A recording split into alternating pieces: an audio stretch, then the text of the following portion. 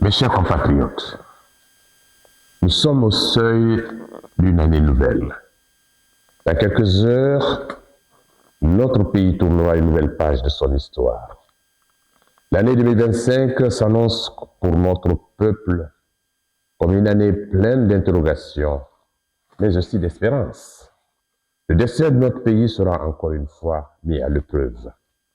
La fin logique de la période de transition prévue à la fin de cette année 2024 s'annonce comme un moment d'histoire pour notre pays. Au-delà des positions affichées par les partis en présence, gouvernement, partis politiques et société civile, j'en appelle au sens élevé de patriotisme de tous pour éviter à notre pays de connaître de nouvelles épreuves qui ont ensanglanté notre pays dans un passé récent. À la veille de cette échéance politique majeure qui engage l'avenir de notre pays, notre responsabilité collective nous commande de la lucidité et un sens élevé de patriotisme. Nous sommes tous pleinement conscients des défis et des dangers qui caractérisent cette période, les menaces à la quiétude de la population ainsi que les tensions de tous ordres qui assombrissent l'horizon. Toutefois, nous réaffirmons que la force de notre peuple réside dans sa résilience légendaire et dans sa grande capacité à transcender les difficultés tout au long de son histoire. Le retour à l'ordre constitutionnel normal, puisqu'il s'agit bien de cela, doit rester notre principal objectif pour garantir à notre pays un avenir de paix, de stabilité et de progrès socio-économique. Chers compatriotes, la quête de cet objectif noble demeure aujourd'hui la pierre angulaire.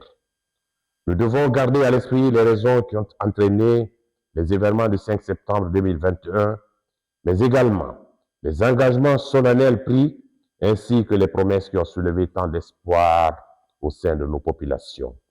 En ces moments décisifs, nous avons tous une obligation morale de préserver les intérêts de notre nation en refusant systématiquement la politique de la violence et des confrontations et privilégier le dialogue sincère et inclusif, seul à même de restaurer la confiance et permettre ainsi à notre pays de tracer les sillons fertiles pour un avenir radieux. À cet égard, nous invitons l'ensemble des forces politiques, civiles et militaires, à faire preuve de retenue et à privilégier le dialogue. L'usage de la force ne résoudra pas durablement les problèmes auxquels nous faisons face aujourd'hui. Les dures épreuves survenues récemment à Zérékoré portent encore les stigmates qui ont éprouvé les populations de cette ville. Gardons tous à l'esprit que notre bien commun est la Guinée, ce pays qui nous est si cher à nous tous et qui nous survivra tous. Aucune ambition ni aucune manœuvre ne doivent obscurcir l'horizon radieux réservé à notre pays. Tout doit être mis en œuvre pour prévenir les tensions prévisibles menaçant la quiétude de nos populations et la restauration pacifique de l'ordre constitutionnel.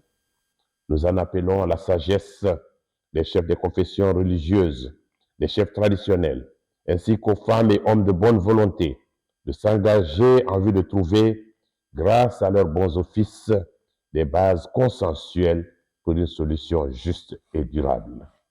À l'orée de l'année 2025, nous souhaitons à tous nos compatriotes une année de paix, de bonheur et de prospérité. Que Dieu bénisse la Guinée.